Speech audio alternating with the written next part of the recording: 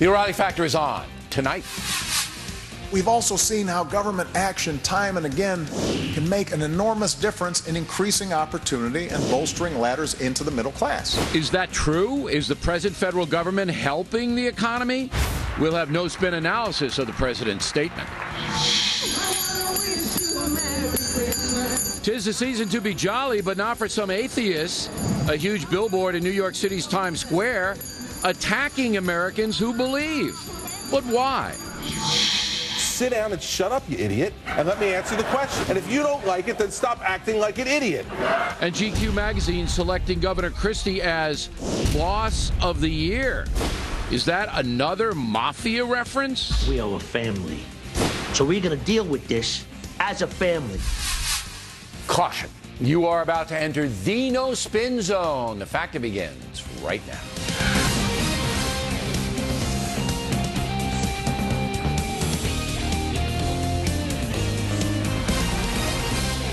Hi, I'm Bill O'Reilly. Thanks for watching us tonight. Is the federal government hurting or helping working Americans? That is the subject of this evening's Talking Points memo. Even though there was some good economic news today, which Lou Dobbs will analyze shortly, the key indicator of economic strength in America, wages, remains flat. This year, the average hourly wage in this country has increased by just 2%. Many economists believe because there are not enough jobs, workers have to take less pay. It seems to make sense. President Obama, though, he believes that the federal government can change that situation. However, in 5 years, his theory has not produced results. Nevertheless, the president remains undaunted. We need to set aside the belief that government cannot do anything about reducing inequality. It's true that government cannot prevent all the downsides of the technological change and global competition that are out there right now. But we've also seen how government action time and again can make an enormous difference in increasing opportunity and bolstering ladders into the middle class. An enormous difference? I haven't seen it. Have you? Maybe he's talking about FDR's New Deal or Social Security or something like that. But presently, big government and high taxation seem to be holding back the private sector and job creation. And the left seems to want it that way. Yesterday, the New York Times editorialized, quote, "The emphasis on cutting taxes and spending that began in the Reagan years is a direct result of economic insecurity now. It has led, for example, to education cuts that have harmed children in low-income school districts. Reversing those decisions can still have an enormous impact," unquote. But under President Obama, America is spending more money on education than any other nation in the world. Also, taxes have been going up. And we have record debt. But the left wants more spending and even higher taxes. Simply put, the big government spending machine has not helped the economy very much. But again, liberal theory trumps results. And the idea that so many children are born into poverty in the wealthiest nation on earth is heartbreaking enough. But the idea that a child may never be able to escape that poverty because she lacks a decent education or health care, or a community that views her future as their own, that should offend all of us. Well, it certainly offends me. If children are not getting a good education or do not have proper health care, I'm offended.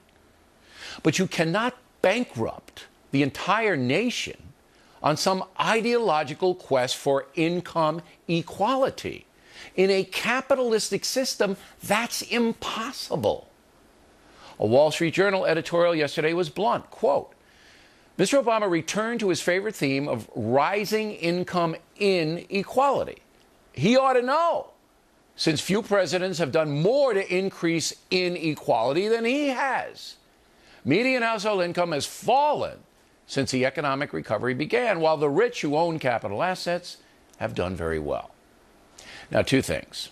First, the reason there is such a wide gap between the rich and the poor in America is technology.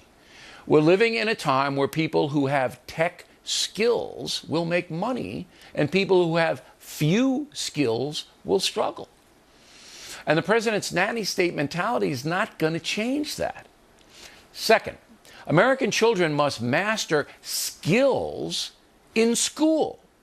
But President Obama has done very little to reform the teachers' unions, to encourage discipline in the public schools, and to be blunt, about why some kids fail. The primary reason children do not learn is that their parents are chaotic, apathetic, or not around. It all comes back to parenting and to discipline in the public schools. Money doesn't have much to do with it. When I taught high school in Miami, private school, but a poor school, I had 45 kids in my class. No air conditioning. The school could barely afford chalk. Yet most of those kids learned and prospered. Why? Because they were forced to. President Obama lives in a world of theory. He's not a problem solver. He wants to throw money at everything. His big government programs are failing, period. And that's a memo. Now for the top story tonight, reaction. Joining us from Los Angeles, radio talk show host Ebony Williams, and from Washington, Fox News analyst Dennis Kucinich. So where am I going wrong here, Mr. Kucinich? Bill, it's not that you're wrong. It's this, that you're talking about a level of analysis that may need to be updated. Let me give you an example. There are 50 million Americans living in poverty right now. Income inequality is not simply an economic and political matter. It's a moral matter, as Pope Francis spoke about a couple weeks ago. We need to recognize that income inequality has been built into our system, that, for example, the top 13,400 households have more yearly income than 96 million Americans. We have a problem here where a system... All right, so what is your solution to that? To seize assets from the upper? To take their money away from them? No, but we have to recognize there are moral issues here that go back 122 What's your years. solution to it? Just know where it's coming from. You know, No, you look at I know. We all understand. Leo the What 13th, is Rerum your- Novarum, what the rights is of your the rights of workers and capital, jobs for all. Jobs Absolutely. for all. Have What does to that have a full mean? employment What is it? economy. Wait. What does Every that mean? able-bodied person should be able to get a job. Okay, so the government... And if the private sector isn't providing them, the public sector has to. Okay, so you would hire, the federal government, under Dennis Kucinich, would hire people and pay them how much? How much a year? A living wage, millions of people back to work, prime the pump of the economy. We need to bring an America back which is built on high wages. Stop the theory. Stop it. That's not theory. It's fact. Yes, it is. So you would guarantee everybody who wanted a job at a certain living wage. Do you know what that wage would be? Do you know? You could start at $12 an hour. All right, so you start at $12 an hour. Rebuild America's bridges, and then that roads, would be water paid system, sewer system. That would be paid for by you'd have to raise taxes enormously. No, you would not. I'll tell you what the problem is. We not only need a policy for jobs, we need monetary reform, because it used to be that the government had the ability to be able to create money to meet its needs. Now we have to borrow money from banks. We have to repeal the Federal Reserve Act of 1913, reclaim the power to be able to create money, and handle the needs of the nation, whether it be economic, I don't social, have or 3 whatever. hours for that. With $17 trillion in debt, I assume for your vision to give everybody a job and pay them at least 12, and it'd have to go up from there, you need to have a much higher system. All right, Ebony, yes. What is your vision of income equality? What would you do to make that happen? Absolutely, Bill. I think the problem with that phrasing is people automatically think wealth redistribution. I hate the concept of income inequality. I want to talk about opportunity inequality, Bill. I want to talk about access inequality, because the income inequality issue is just a byproduct of a much deeper concern, which is opportunity and access. And that, for me, starts so in education. You want more opportunity for whom? For whom? For everyone, but particularly Everyone. I'll speak about people that are disproportionately affected by a suppressed job market, Bill. I'm talking about young urban men. I'm talking about still women. All right, okay, let's talk about young urban men. Absolutely. All right? So they don't have as much opportunity as white people who are educated, obviously, because they can't do the job. It's a skill set gap. Right, Absolutely. right. Absolutely. So how do you close that? How? I think that we need to be much more specific and comprehensive, Bill, when we talk about education reform. Now, I agree with something in your talking point when you talked about throwing money at the problem doesn't fix it. I am a progressive. I am all about compassion. But give me one way that you close the skill set gap. How? We talk about changing the curriculums in schools. We don't need kids just going to classes just for the sake of being in school. We need kids learning skill sets that can be marketable in our, as you said, but if they can't read and they don't care... Yes. Well, those are family problems. I'm with you, Bill. The government can't fix everything, but what government can do... So you're agreeing with me that the government can't fix that.